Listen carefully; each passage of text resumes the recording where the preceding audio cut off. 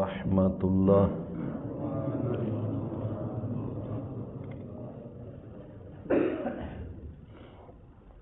آج ہم انشاءاللہ العزیز سورۃ الذاریات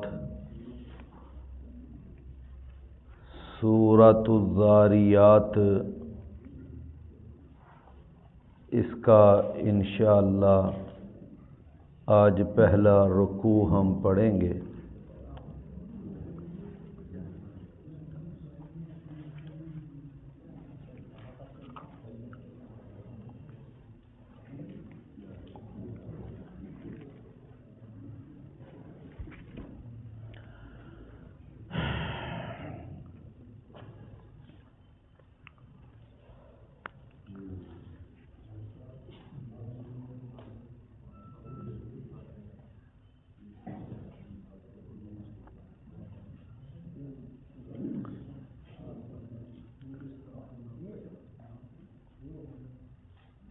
اعوذ باللہ السمیع العلیم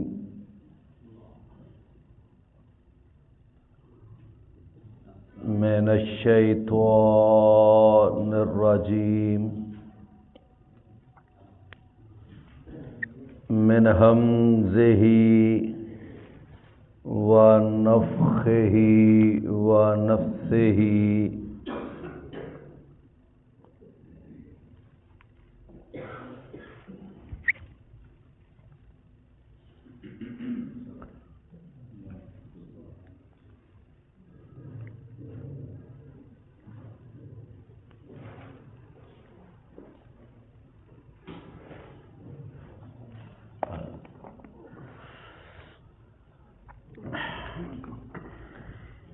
بسم اللہ الرحمن الرحیم۔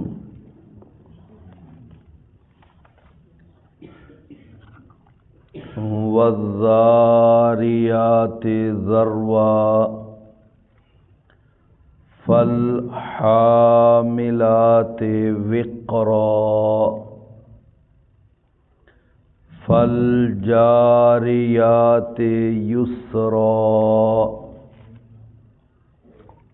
فالمقسمات امرا۔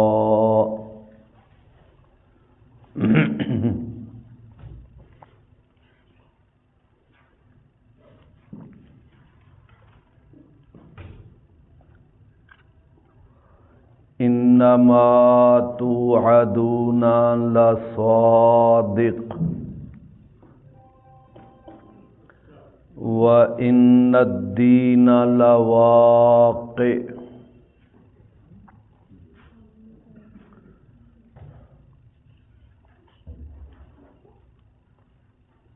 وَالذَّارِيَاتِ ذَرْوًا، قسم ہے ان ہواؤں کی کہ جو بکھیرنے والیاں ہیں۔ ذروا اٹھا کر، ذروا اٹھا کر، یعنی یہ جو زمین پر تنکے، خس و خاشاک، پتے، کاغذ وغیرہ یہ جو چیزیں زمین پر، تو یہ ہوائیں جو ہیں یہ ان کو کیا کرتی ہیں؟ اٹھا کر بکھیر دیتی ہیں۔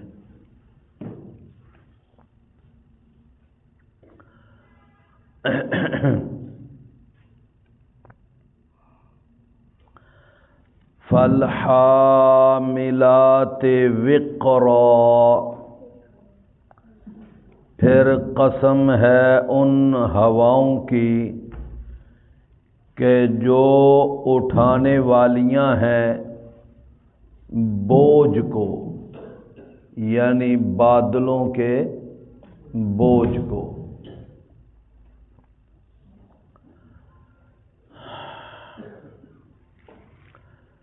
فالجاریات یسرا،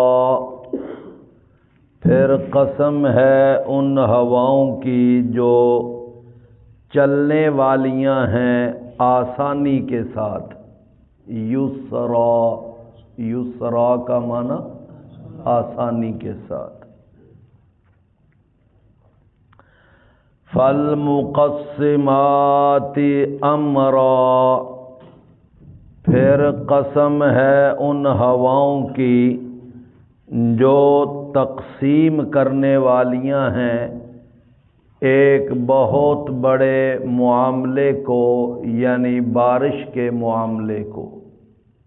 امرا کا معنی ایک بہت بڑا معاملہ، اور اس معاملے سے مراد کیا ہے؟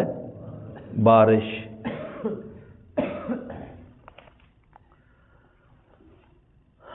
اب یہ آپ نے چاروں آیتوں کا ترجمہ آپ نے سنا ہے، تو چاروں آیتوں کے اندر یہ جو چاروں الفاظ ہیں، الذاریات اور پھر الحاملات اور اس کے بعد الجاریات اور چوتھا لفظ ہے المقسمات، ان چاروں الفاظ کا ترجمہ آپ نے سنا ہے. الذاریات بکھیرنے والیاں، الحاملات اٹھانے والیاں، الجاریات چلنے والیاں، المقسمات تقسیم کرنے والیاں. یہ چاروں کے چاروں جو الفاظ ہیں یہ جمع مؤنث کے الفاظ ہیں. کون سے الفاظ ہیں؟ جمع مؤنث. اور ترجمہ وہی ہے جو آپ نے سنا ہے، لیکن ان چاروں الفاظ سے مراد کیا ہے؟ مراد کیا ہے چاروں الفاظ میں؟ چاروں الفاظ میں مراد ہیں ہوائیں. کیا مراد ہے؟ ہوائیں. آپ نے اسی لیے دیکھا، میں نے چاروں لفظوں کا جب ترجمہ کیا تو ترجمہ کیا کیا ہے؟ قسم ہے ان ہواؤں کی جو بکھیرنے والیاں ہیں اٹھا کر. پھر قسم ہے ان ہواؤں کی کہ جو اٹھانے والیاں ہیں بوجھ کو، اور بوجھ سے مراد بادل کا بوجھ.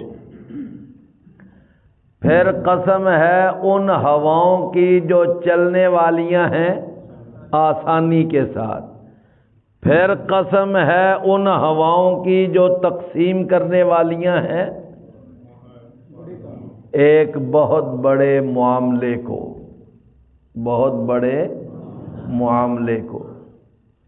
تو چاروں الفاظ میں ہر لفظ کا لغوی معنی بھی آپ کو بتایا ہے، اور ان چاروں لفظوں سے جو مراد ہیں وہ بھی آپ کو بتا دیا ہے. وہ بریکٹ میں سمجھ لیں، یعنی وہ چیزیں جو چیز ہے ہوائیں، وہ کیا ہیں؟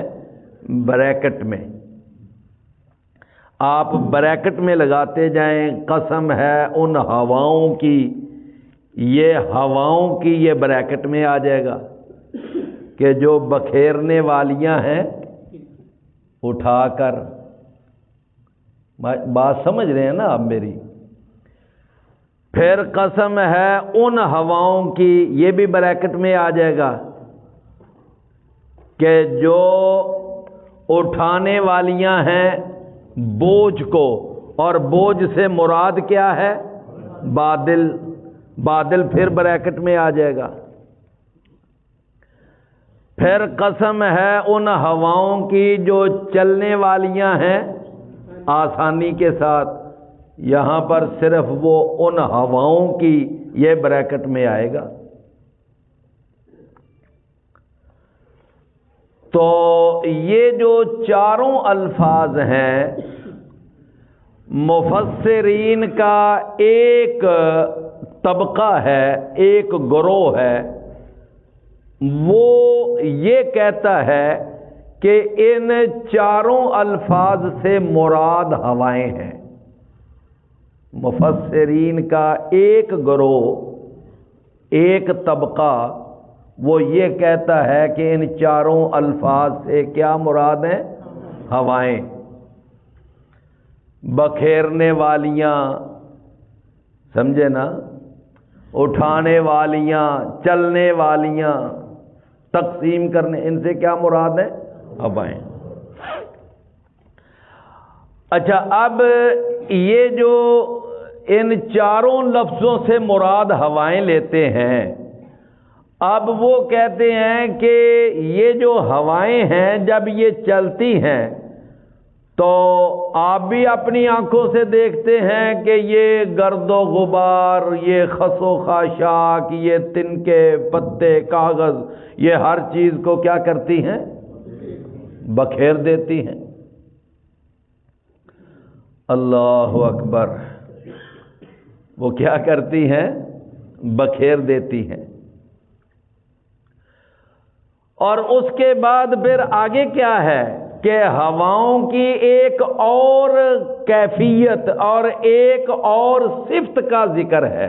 وہ کیا کہ کچھ وہ ہوائیں ہوتی ہیں کہ جو جاتی ہیں ان سمندروں پر، جب وہ سمندروں پہ جاتی ہیں تو جس وقت سورج کی کرنیں اور سورج کی گرمی اور حرارت جب وہ پانی پہ پڑتی ہے تو وہاں سے آبی بخارات اوپر کو اٹھتے ہیں، تو پھر یہ ہوائیں ہی ہوتی ہیں جو ان آبی بخارات کو وہاں سے اٹھاتی ہیں، اور پھر ان آبی بخارات کو کہ جن کا وزن کروڑوں نہیں، اربوں نہیں، کھربوں ٹن ہوتا ہے، ان آبی بخارات کو کیا کرتی ہیں؟ پھر وہ وہاں سے اٹھاتی ہیں، اور پھر وہاں سے اٹھا کر ادھر خشکی میں، پہاڑوں میں، بیابانوں میں پھر وہ لے آتی ہیں، اور پھر وہی بادل بن کر پھر بارش کی طور پر برستے ہیں۔ تو بھائی بات سمجھ آ گئی نا؟ تو اب جو ہے الذاریات یہ ہوا کی ایک شکل ہے، اور الحاملات یہ ہواؤں کی دوسری شکل ہے۔ اچھا، پھر یہ ہے کہ ایک یعنی چیز ہوتی ہے نا کہ آپ نے بھی دیکھا کہ جب کوئی چیز بہت بھاری کوئی وزن اٹھاتی ہے تو اگر بھاری وزن اس نے اٹھایا ہوا ہو تو اس کے لیے چلنا کیا ہوتا ہے؟ مشکل ہوتا ہے۔ لیکن اللہ نے فرمایا کہ یہاں پر چونکہ اس کے پیچھے قوت طاقت ہماری ہوتی ہے، ہم ان ہواؤں کو چلانے والے ہوتے ہیں، لہذا ان ہواؤں کو چلنے میں، ان بادلوں کے بوجھ کو اٹھانے میں، ان آبی بخارات کو اٹھانے میں اور ان کو بادلوں کی شکل میں آگے لے کر جانے میں انہیں کوئی دقت نہیں ہوتی، کوئی مشکل کا سامنا نہیں ہوتا، بلکہ بڑی آسانی کے ساتھ وہ ہوائیں جو ہیں وہ آگے چلتی۔ تو بات سمجھ آ گئی نا کہ والذاریات ذروا فالحاملات وقرا فالجاریات یسرا، یسرا، آسانی کے ساتھ وہ ہوائیں چل رہی ہوتی، یعنی انہیں چلنے میں کوئی دقت نہیں، کوئی مشقت نہیں، کوئی مسئلہ نہیں، بڑی آسانی کے ساتھ وہ چل رہی ہوتی۔ اچھا، اس کے بعد آگے کیا ہے؟ فرمایا کہ جب وہ ہوائیں آتی ہیں نا بادلوں کو لے کر پہاڑوں پر، بیابانوں پر، صحراؤں پر، آبادیوں پر، تو پھر کیا ہوتا ہے کہ آگے پھر ان بادلوں کو تقسیم کر دیا جاتا ہے علاقہ وائز، بھئی تم جو ہے نا بر اعظم ایشیا کی طرف چلے جاؤ، تم پاکستان کی طرف چلے جاؤ، تم ہندوستان چلے جاؤ، تم فلاں علاقے میں چلے جاؤ، تم فلاں علاقے میں یہ اتنا بادل ادھر لے جاؤ، اتنا بادل ادھر لے جاؤ۔ آگے وہ ان بادلوں کو کیا کرتی ہیں؟ تقسیم کر دیتی ہیں، وہ ان بادلوں کو بانٹ دیتی ہیں، تقسیم کر دیتی۔ بات سمجھ آ گئی نا؟ تو یہ کیا ہوا؟ فالمقسمات امرا، اور امرا سے مراد بارش، امرا سے مراد بارش۔ تو اللہ تعالیٰ نے یہ چاروں قسمیں جو ہیں نا اٹھائی ہیں کہ یہ چاروں قسمیں ہواؤں کی ہیں، اور ہواؤں کی مختلف کیفیتوں کی ہیں، ان کی مختلف صفات کی یہ چاروں قسمیں ہیں۔ میری بات آپ سمجھ رہے ہیں نا؟ ایک یہ ہے، ایک تفسیر یہ ہے جو میں نے آپ کے سامنے بیان کر دی۔ اور وقرا کا معنی کیا کیا ہے ہم نے؟ وقرا ابھی معنی کیا ہے نا، وقرا فالحاملات وقرا، اس کا معنی کیا کیا ہے؟ بوجھ، یہی معنی کیا ہے نا۔ اچھا، ایک لفظ قرآن میں ہی استعمال ہوا ہے وقرا، یہ وقرا ہے، اور ایک جگہ کیا ہے؟ وقرا۔ اور وقرا کا لفظ استعمال ہوا ہے سورہ لقمان میں، فرمایا وَإِذَا تُتْلَى عَلَيْهِ آيَاتُنَا وَلَّى مُسْتَكْبِرًا كَأَنَّ فِي أُذُنَيْهِ وقرا، گویا کہ اس کے کانوں میں بہرا پن ہے، گویا کہ اس کے کانوں میں کیا ہے؟ جب پڑھی جاتی ہیں، تلاوت کی جاتی ہیں اس بدبخت کافر پر ہماری آیتیں، تو وہ ان آیتوں کو سن کر پیٹھ پھیر کر بھاگ جاتا ہے۔ وَإِذَا تُتْلَى عَلَيْهِ آيَاتُنَا وَلَّى مُسْتَكْبِرًا، تو وہ پیٹھ پھیر کر بھاگ جاتا ہے تکبر کرتا ہوا، کأن فی اذنیہ وقرا، گویا کہ اس کے کانوں میں کیا ہے؟ بہرا پن۔ سمجھ آئی بات کی؟ تو اب آپ کو کیا سمجھ آئی کہ وقرا کا معنی بوجھ اور وقرا کا معنی بہرا پن۔ تو فرمایا کہ وہ جو ہوائیں اٹھانے والیاں ہیں بادلوں کے بوجھ کو، پھر وہ چلنے والیاں ہیں آسانی کے ساتھ، اور وہ آگے تقسیم کرنے والیاں ہیں بارشوں کو۔ اللہ اکبر۔ یہ ایک باقاعدہ مفسرین جنہوں نے چاروں چیزوں سے مراد لیا ہے ہواؤں کو، وہ کہتے ہیں کہ جب ایک صفت بیان ہو اور آگے پھر صفت بیان ہو، درمیان میں فا آ جائے نا، فا، تو اس وقت وہ پہلی ہی چیز مراد ہوتی ہے۔ دیکھیں وَالذَّارِيَاتِ ذَرْوًا، اور آگے کیا ہے؟ فَالْحَامِلَاتِ وِقْرًا، فَالْجَارِيَاتِ یسرا، فَالْمُقَسِّمَاتِ۔ اب آگے تینوں آیتوں کے درمیان میں کیا آ رہا ہے؟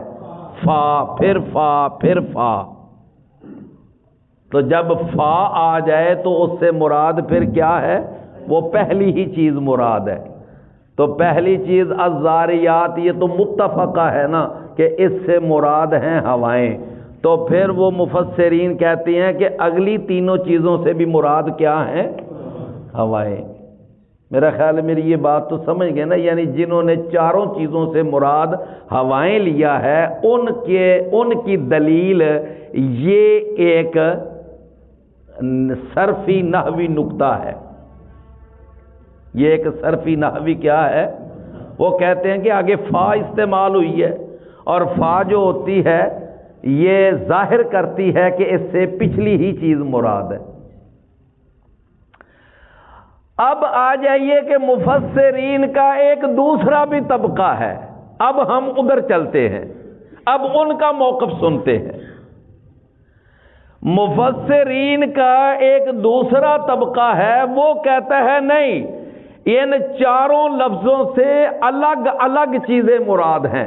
کہتے ہیں الزاریات سے مراد تو ہوائیں ہیں، یہ بات ٹھیک ہے، کنفرم ہے، لیکن الحاملات سے مراد بادل ہیں۔ کیا ہے؟ بادل۔ پھر قسم ہے ان بادلوں کی جو پانی کا بوجھ اٹھانے والے ہیں۔ بات سمجھ آ گئی نا؟ ان بادلوں کی۔ وہ کہتے ہیں نہیں، یہاں ہوائیں نہ ترجمہ کرو، کیا ترجمہ کرو؟ ان بادلوں کی کہ جو پانی کا بوجھ اٹھانے والے۔ اور اس کے بعد وہ کہتے ہیں کہ آگے جو تیسری آیت ہے نا کہ فَالْجَارِيَاتِ یسرا، یہاں الجاریات سے مراد کشتیاں ہیں۔ کیا مراد ہے؟ کشتیاں۔ سمجھ آئی بات کی؟ اور اس کے بعد آگے جو ہے نا یہ جو چوتھا لفظ ہے المقسمات، وہ جو تقسیم کرنے والے ہیں، تو کہتے ہیں یہاں تقسیم کرنے والوں سے مراد فرشتے ہیں۔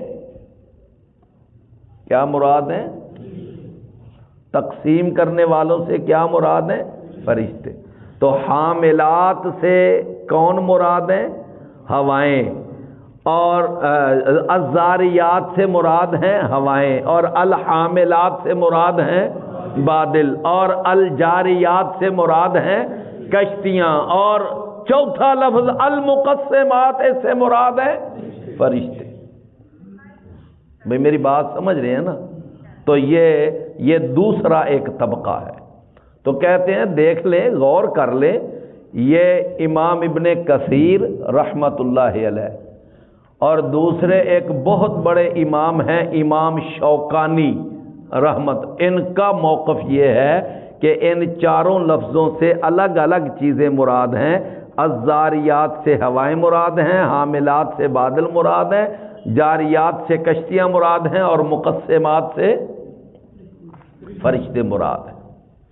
تو وہ کہتے ہیں کہ اس کی یہ ہے کہ آپ دیکھ لیں کہ پہلے ہوائیں چلتی ہیں اور پھر بادل آتے ہیں، اور بادلوں کے بعد پھر آگے بارشیں ہوتی ہیں، دریا بھر جاتے ہیں اور سمندر بھر جاتے ہیں، نہریں بھر جاتی ہیں، پھر کشتیاں چلتی ہیں۔ ان سارے معاملات میں ایک ترتیب ہے، اور فا جو ہوتی ہے یہ ترتیب کے لیے آتی ہے۔ اب ان کی بھی یہی دلیل ہے، وہ کہتے ہیں کہ جو فا ہوتی ہے یہ کس کے لیے آتی ہے؟ یہ ترتیب کے لیے آتی ہے، ترتیب کو بتاتی ہے۔ تو بہرحال میں عرض یہ کر رہا تھا کہ یہ جو ہے نا ان کو چاروں لفظوں سے ایک ہی مراد لے لیں، یہ بھی تفسیر ٹھیک ہے، اور چاروں لفظوں سے الگ الگ چیزیں مراد لے لیں، یہ بھی تفسیر ٹھیک ہے۔ اس کی بھی مطلب ہے، اس کے پیچھے بھی دلیل ہے اور اس کے پیچھے بھی دلیل ہے، تو دونوں تفسیریں ٹھیک ہے۔ بھی بات سمجھ آئی نا؟ دونوں تفسیریں ہی ٹھیک ہے۔ تو فرمایا کہ فل والذاریات۔ اچھا آپ دیکھیں کہ فرمایا کہ وہ جو بادلوں کی قسم جو بوجھ اٹھانے والے ہیں، پھر ان کشتیوں کی قسم کے جو کیا ہیں؟ چلنے والیاں ہیں آسانی کے ساتھ۔ اور یہ بھی بالکل ٹھیک ہے، قرآن مجید میں جاریات، جاریاتن، یعنی یہ کشتی کو کہتے ہیں، یہ تو ہے، سمجھے نا؟ یہ لفظ کشتی کے لیے استعمال ہوا ہے۔ فالمقسمات امرا، پھر ان فرشتوں کی قسم ہے کہ جو آگے ڈیوٹیاں جن کو تقسیم کر دی جاتی ہیں، پھر وہ اپنی اپنی ڈیوٹیاں تقسیم کر کے اپنی ڈیوٹیوں پہ، ان میں سے کسی فرشتے کی ڈیوٹی ہوتی ہے رحمت پر، اور کسی فرشتے کی ڈیوٹی ہوتی ہے عذاب پر۔ یہ تو آپ نے سنا ہے نا، بعض فرشتے وہ رحمت والے فرشتے ہوتے ہیں اور بعض فرشتے عذاب والے ہوتے ہیں۔ آپ میں سے میرا خیال ہے کہ بعض بھائیوں نے وہ 100 آدمیوں کے قاتل کا واقعہ پڑھا ہوگا۔ 100 آدمیوں کا جو قاتل تھا، یہ صحیح بخاری میں واقعہ ہے۔ فرمایا کہ ایک آدمی جس نے 99 قتل کیے اور قتل کر کے کسی عالم کے پاس گیا، اور وہ عالم جو تھا وہ اتنا پختہ عالم نہیں تھا، سمجھے نا، نیم حکیم خطرہ جان، اور نیم ملا خطرہ ایمان، وہ نیم ملا تھا۔ اچھا، اب اس سے جا کر اس نے پوچھا کہ بھائی میں نے 99 قتل کیے ہوئے ہیں، اب میرے لیے کوئی توبہ کا ہے معاملہ، کوئی ہو سکتی ہے میری توبہ؟ تو اب چونکہ وہ پختہ عالم ہی نہیں تھا، اس کو پتہ ہی نہیں تھا کہ توبہ تو ایک ایسی چیز ہے کہ اگر توبہ خلوص دل سے کر لی جائے تو 100 قتل کیا، اگر 1000 قتل بھی ہو تو اللہ معاف کر دیتا ہے۔ یعنی اللہ تعالیٰ کے لیے کوئی مسئلہ نہیں ہے۔ تو بہرحال اس نے کہہ دیا اللہ 99 قتل کر کے تو اب جناب توبہ کا راستہ ڈھونڈ رہے ہیں، سمجھے نا، تو تیرے لیے کہاں توبہ، اب کوئی توبہ نہیں ہے، کوئی توبہ نہیں ہے تیرے لیے۔ اچھا، وہ طیش میں آ گیا، وہ عادی قاتل تھا۔ کیا تھا؟ عادی قاتل تھا، قتل جو تھا اس کا ایک مشغلہ تھا، اس کو مسئلہ ہی نہیں تھا کوئی قتل کرنا، اس نے اس کو بھی قتل کر دیا۔ کتنے ہو گئے؟ 100 سینچری۔ اس نے قتلوں کی جو سکور تھا اس کی سینچری مکمل کر لی۔ اچھا، اب یہ ہے کہ کچھ دیر کے بعد نا پھر اس کو خیال آیا تو بھائی میں نے اب 100 قتل کر لیے ہیں۔ اصل میں نا جب اللہ کسی کے لیے، یعنی وہ اللہ کی رحمت جب کسی کے شامل حال ہونی ہو تو اللہ اس کے دل میں خیال بھی ڈال دیتا ہے، یہ اللہ ہی خیال ڈال دیتا ہے، سمجھے نا، یہ خیال بھی کون ڈالتا ہے؟ اللہ ہی ڈال دیتا ہے۔ تو اس نے پھر سوچا، اس نے کہا اچھا میں اب کسی اور عالم کے پاس جاتا ہوں۔ اب جیسا عالم کے پاس آیا وہ اچھا عالم تھا، پختہ عالم تھا، راسخ فی العلم تھا اور صحیح عالم تھا، پڑھا لکھا۔ تو اس سے جا کر اس نے پوچھا تو اس نے کہا ہاں اللہ کے دروازے رحمت کے، توبہ کے کھلے ہیں، کوئی بات نہیں۔ اگر تو 100 آدمی بھی قتل کر بیٹھا ہے تو اگر خلوص سے دل سے توبہ کرے گا تو اللہ تعالیٰ تیرے 100 قتلوں کو بھی معاف کر دے۔ توبو الی اللہ توبۃ نصوح۔ اچھا، لیکن اس عالم کی ایک اور بات، مسئلہ بھی اس نے بتا دیا، مسئلے کے ساتھ اس نے ایک مشورہ بھی دے دیا، اور یہ بھی ایک اچھے عالم کی علامت ہوتی ہے کہ وہ صرف مسئلہ ہی نہیں بتاتا، اگر اس کے لیے کوئی مفید مشورہ ہو تو وہ مشورہ، اس نے ایک مشورہ بھی دیا۔ اس نے کہا پھر میرا ایک مشورہ بھی ہے، اگر تو اسی علاقے میں رہے گا، اسی ماحول میں رہے گا تو پھر آئے روز یہ جو ہے نا یہ قتل والی تیری حس پھڑکتی رہے گی اور تو اس سے باز نہیں آئے گا۔ پھر اگلی بات ہے، اگر تو توبہ کرنا چاہتا ہے یہ علاقہ چھوڑ، کیا کر، یہ علاقہ چھوڑ، یہ علاقہ چھوڑ کے کسی اور جگہ چلا جا۔ یہ ہے نا، ہمارے ایک استاد تھے، وہ ایک بڑی پیاری مثال دیا کرتے تھے، وہ مثال ذرا غور سے سننا۔ کہا کرتے تھے کہ ایک ہیرا ہے نا، ہیرا، وہ اگر کسی نالی میں گرا ہوا ہو، پہلے نالیاں ہوتی تھی، آج کل تو گٹر سسٹم آ گیا نا، پہلے ہر گلی میں نالیاں ہوتی تھی۔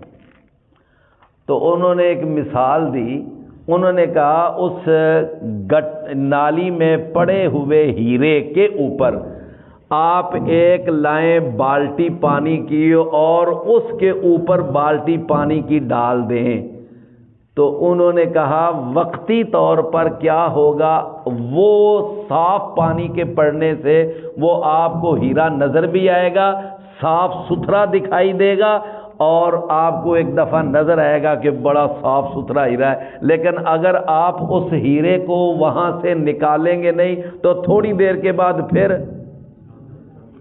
پھر گند اس کے اوپر آ جائے گا۔ نہیں مثال سمجھے؟ پھر گند اوپر آ جائے گا۔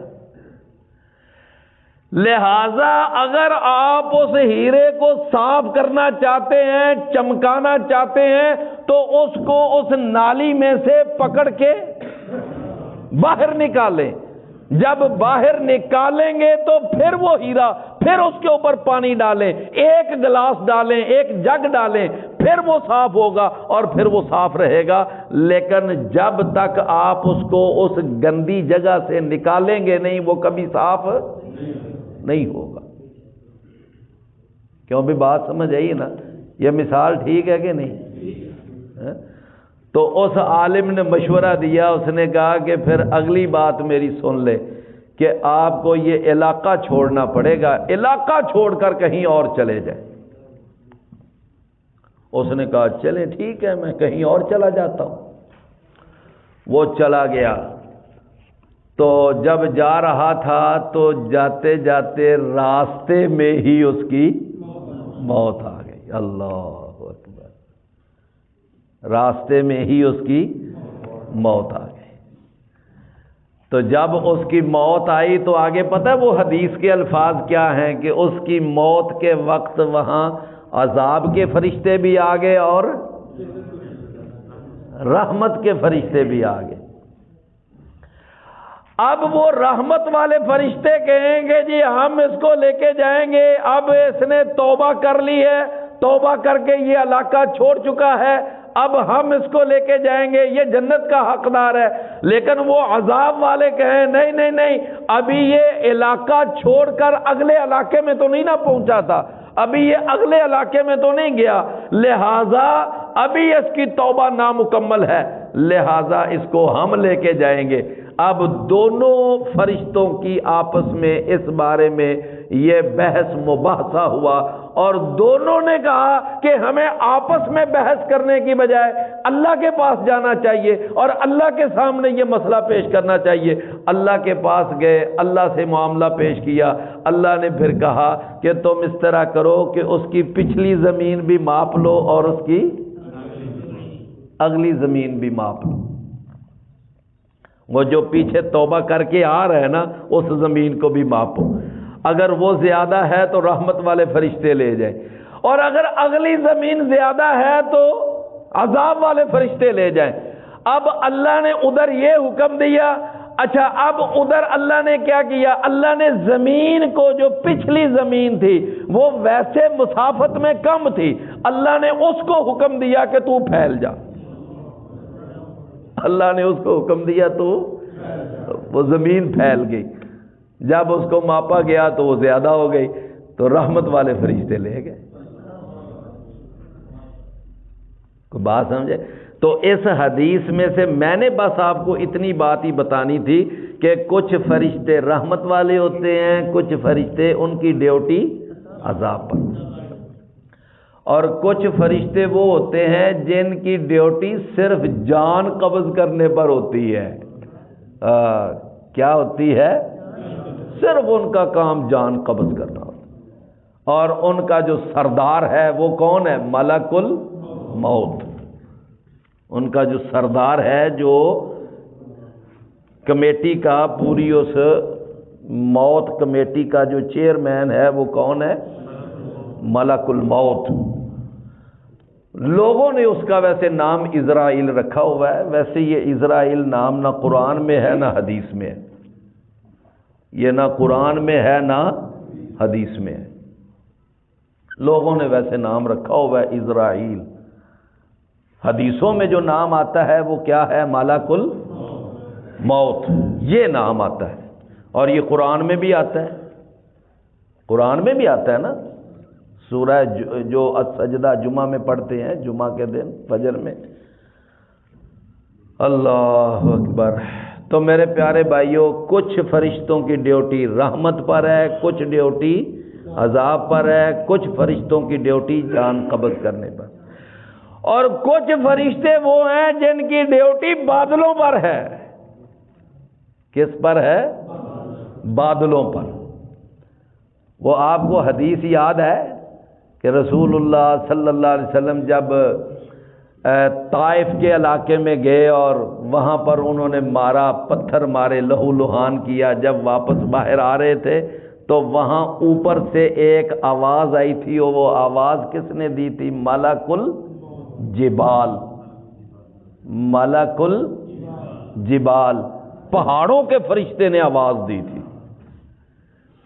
اس نے کہا تھا انا ملک الجبال، میں پہاڑوں کا فرشتہ اے محمد صلی اللہ علیہ وسلم آپ سے مخاطب ہوں، اور اللہ نے مجھے یہ کہا ہے، اللہ نے حکم دیا ہے کہ محمد الرسول اللہ صلی اللہ علیہ وسلم سے پوچھ لیں اور ان سے اجازت لے لیں، اگر وہ اجازت دیں تو پورے کے پورے طائف کو نا، یہ جو دو پہاڑ ہیں نا دائیں اور بائیں، ان دو پہاڑوں کے درمیان ایسے لا کر سارا طائف جو ہے نا اس کو نیست و نابود کر دیا جائے۔ سمجھ آئی؟ کیا کر دیا جائے؟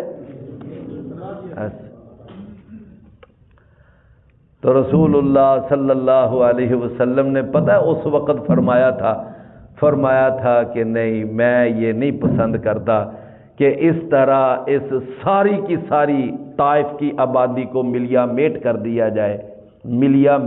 دیا جائے۔ اللہ اکبر۔ ایک دفعہ نا ایک بحث چلی تھی کہ یہ ایٹم بم جو ہے یہ کیا پھینکنا ٹھیک ہے علماء میں، تو انہوں نے کہا کہ یہ ایک دلیل ہے کہ ایک ایسا ہتھیار استعمال کرنا جس سے پوری کی پوری آبادی ملیا میٹ ہو جائے، یہ ٹھیک نہیں ہے۔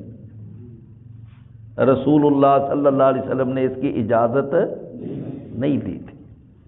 اور آپ کو پتہ ہے نا وہ جو جاپان کے اوپر ایٹم پھینکے گئے تھے، اللہ اکبر، ہیروشیما جو ہے، سارے کی ساری آبادی ملیا میٹ کر دی۔ تو بہرحال یہ ایک کچھ فرشتے ہیں کہ جن کی ڈیوٹی عذاب پر ہے، کچھ فرشتے ہیں جن کی ڈیوٹی رحمت پر ہے، کچھ فرشتے ہیں جن کی ڈیوٹی موت پر ہے، اور کچھ فرشتے ہیں جن کی ڈیوٹی کس پر ہے؟ ہاں جی، پہاڑوں پر، اور کچھ فرشتے ہیں جن کی ڈیوٹی بادلوں پر ہے۔ کیا ہے؟ وہ بادلوں کو ہانکتے ہیں، آگے لے کے چلتے ہیں، سمجھے نا؟ اور کچھ فرشتے ہیں کہ جن کی ڈیوٹی وحی لانے پر ہے، اور ان کے سردار جناب جبریل ہیں۔ ان کے سردار کون ہے؟ جناب جبریل، جن کی ڈیوٹی کس پر ہے؟ وحی لانے پر۔ اور قرآن میں بھی آتا ہے کہ جب جبریل وحی لے کر آتے تھے تو اکیلے نہیں آتے تھے، ان کے ساتھ باقاعدہ ایک ٹیم ہوتی تھی، سمجھے نا؟ آگے پیچھے دائیں بائیں پوری سیکورٹی ہوتی تھی جب جناب جبریل وحی لے کر آتے تھے۔ تو یہ سارے یاد ہو رہے ہیں نا کہ کچھ فرشتے رحمت والے، کچھ عذاب والے، کچھ موت والے، کچھ بادلوں والے، کچھ پہاڑوں والے، اور کچھ فرشتے جو ہیں وہ وحی لانے والے۔ اچھا، کچھ فرشتے اللہ نے ایسے بھی مقرر کیے ہوئے ہیں جو ہمارے اعمال نامے لکھتے ہیں، کرامن کاتبین، یہ ہے نا قرآن میں، وَإِنَّ عَلَيْكُمْ لَحَافِظِينَ كِرَامًا كَاتِبِينَ يَعْلَمُونَ مَا تَفْعَلُونَ۔ اللہ۔ اور کچھ فرشتے اللہ نے ایسے بھی مقرر کیے ہوئے ہیں جن کا کام صرف اور صرف یہ ذکر کی مجلسیں تلاش کرنا ہوتا ہے۔ کیوں بھائی؟ ان کا کام کیا ہے؟ بس تم جاؤ زمین پہ پھیل جاؤ، جہاں دیکھو کوئی اللہ کا ذکر ہو رہا ہے، دین کی باتیں ہو رہی ہیں، قرآن کا ترجمہ، قرآن کی تفسیر، تم جا کر ان مجلسوں کو تلاش کرو، اور پھر وہاں پر جا کر تم ان کی ساری روداد لکھو کچھ فرشتے صرف ان مجلسوں کی تلاش میں پھرتے ہیں. یہ ہے نا وہ صحیح بخاری میں حدیث.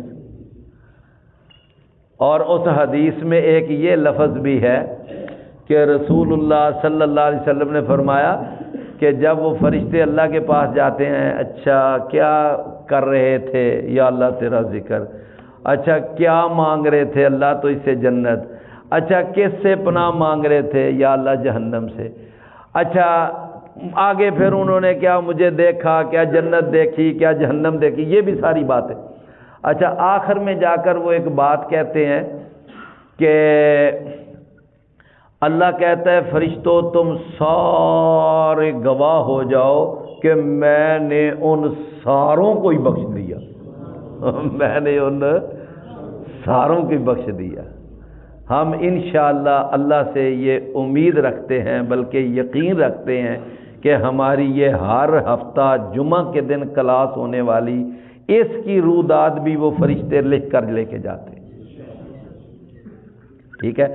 اچھا جب وہ فرشتے کہتے ہیں نا میں نے ساروں کو ہی بخش دیا، اللہ تعالیٰ کہتے ہیں، تو فرشتے کہتے ہیں یا اللہ ان میں تو ایک ایسا بندہ بھی آیا ہوا تھا جو اصل میں باقاعدہ کلاس کا بندہ نہیں تھا، وہ ہر ہفتے نہیں آیا کرتا تھا، وہ تو ایک دن نا ویسے گزرتا ویسے ہی آ گیا، بیٹھ گیا، اس نے کہا چلو میں بیٹھ ہی جاتا ہوں.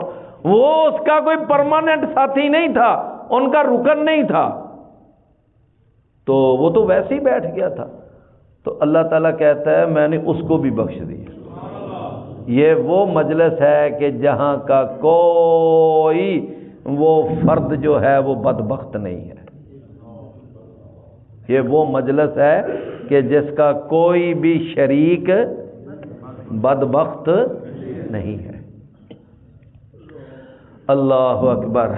تو میرے پیارے بھائیوں، یہ اب دوسری تفسیر میں آپ کو بتا رہا ہوں. پہلی تفسیر کیا ہے کہ چاروں چیزوں سے مراد ہوائیں ہیں، اور دوسری تفسیر کیا ہے کہ الگ الگ چیزیں مراد ہیں.